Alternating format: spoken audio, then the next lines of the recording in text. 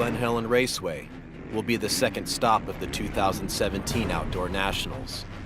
48 hours before the crowds arrive on race day, the top racers are given a unique opportunity to practice on what is considered the fastest and most dangerous track on the circuit. Track getting nice and rough a little? The track was a little bit too aggressive at the end. That's typical, yeah.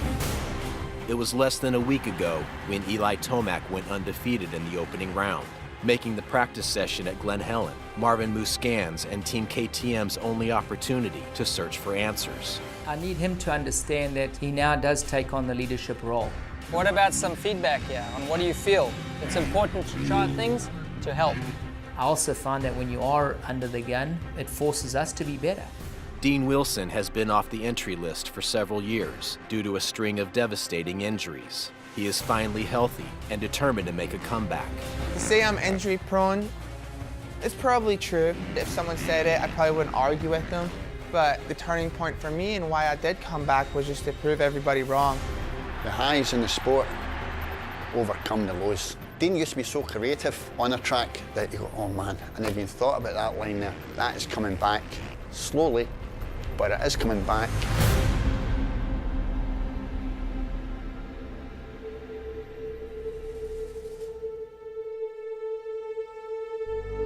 These are the times that aren't so good when you're a professional motocrosser. There's highs and lows, and these are definitely the lows. 6 years ago, Dean Wilson won a 250 outdoor title and was recruited by KTM for his Premier Class debut, a top-tier factory, and with teammates such as Ryan Dungey and Marvin Musquin, it seemed that Dean's dream of a 450 career was on track. When he had the ride with KTM, I think he put a lot of stress on himself. And then when he got the first injury, it was devastating because in his head, you know, he's like, well, here we go. And then when the knee came out again, he was destroyed. He knew he was done with the team. With Dean, he had basically only raced 7 races in the 2 years we had him, so we didn't know. But when we made our decision, Dean was hurt and had been hurt for a long time. And then you never quite know how they're going to recover. Obviously, it never worked out, or else he would still be there. But unfortunately, he got 2 injuries in a row. And being on a factory team, you have to produce that you can be at least a top 5 guy. And if you're not doing that, you're not good enough. There was some really, really tough days. I offered to ride for free for a couple teams, and they wouldn't accept me. For someone to say that they'll ride for you for free and risk their life and still get shut down, it's like, all right, I guess I'm doing it on my own. It's like so degrading. Wilson and his father, Andy, did all of Dean's off-season preparation and start of the Supercross season using their own funds, hoping Dean's results would be good enough to land him a paid racing contract in the future. I'm just gonna be honest, I don't have a great education, and if I don't race, I'll have to do a job that I'll probably have to work pretty hard at and not make anywhere near the money that I would be making racing. So this is all I really know. Obviously, you need to get paid for what you do. It's really a matter of survival. I wouldn't have came back as a privateer if I didn't truly believe that I still had it in me to be successful at racing. Several rounds into the Supercross season, Dean's results caught the attention of Husqvarna's team manager, Bobby Hewitt, who offered Wilson the chance to ride a factory bike and a salary. When I called him, he was actually sitting at the track, and I said, I think you'd be interested in riding a Husqvarna. Oh my God, yes. You know, do you want me to come right now? He was just overly ecstatic. Honestly, I just went like this, yes, after I hung up. If you have multiple injuries in a row, it takes time to get those ghosts out of your head. I believe it takes 2 hours for every hour you're off the bike injured to get back to where you were. For us mentally, we can't just think like the next time we get on our bike, we're gonna get injured.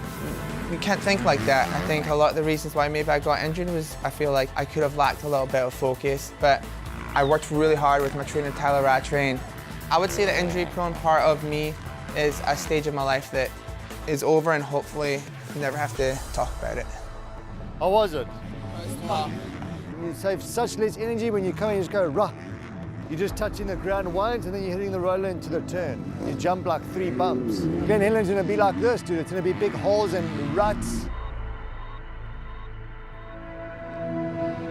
It is race day at Glen Helen, and although it's a local track that Dean has ridden more than any other throughout his career, he still asks for mentorship from his longtime friend Sam Hall, a member of his inner circle since amateurs. You were not anyway off the pace. I think you're right there with it. Just find a couple of lines that are a little bit less taxing, and I think you'll be good. I met Dean when he was still riding 85s. Even though he's had a lot of success on the 250, I think the real success is going to come riding the 450 class. While Dean is fighting to rebuild his body and mind amidst the brutality of the outdoors, Marvin Musquin came to Glen Helen searching for the speed and confidence to beat Eli Tomac, a rider who has appeared unstoppable in the recent months. Well, Eli Tomac, since he moved up to the 450 class, he was able to win races, and this year definitely he's the #1, and he proved it in Supercross and now already in outdoors. So it is a certain pressure, but at the same time it's good pressure and extra motivation. I want to do even better for the team and myself. You got to be ready to go a bit more because Eli did have a 21.8. Yeah. I saw Eli also get a little bit sideways, and then he couldn't jump the finish line because he went too far over the wall. Eli's fast, for sure. Is he beatable? Everyone's beatable.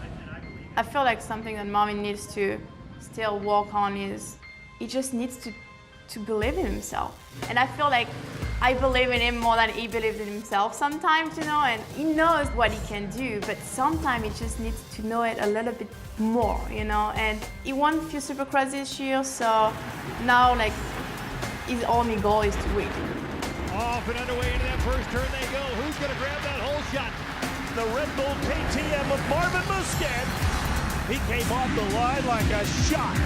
Musquin picking up the pace down the stretch.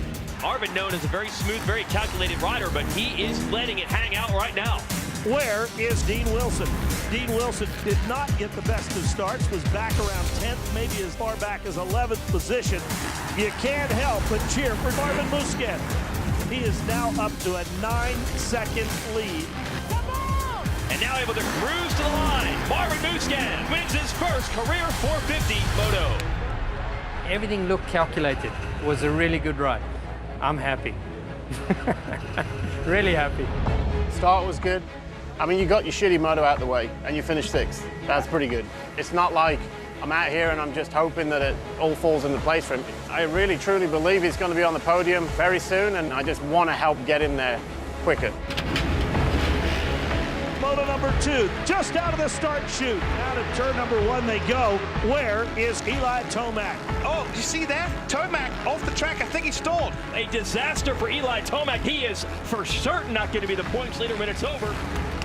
In the second moto at Glen Helen, Tomac's front brake locked up early in the race, pushing him back to a 19th place finish, while Marvin Musquin charged from 7th place to 3rd, giving him his first overall victory in the Premier class.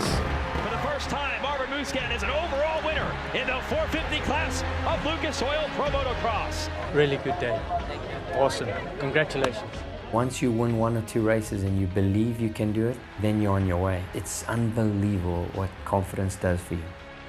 Dean Wilson's 6th and 7th place moto finishes gave him 4th overall at Glen Helen. While this is an unglamorous position for a former champion, those close to him believes it's a necessary step towards Wilson becoming a contender once again. With Dean, I know he has the ability. I know it with all my heart. I know the commitment that he has. That's the reason he got the phone call, but it's going to take some time.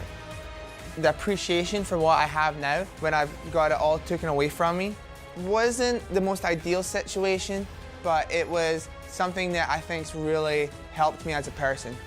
What I hope for is just to get through every race without getting injured.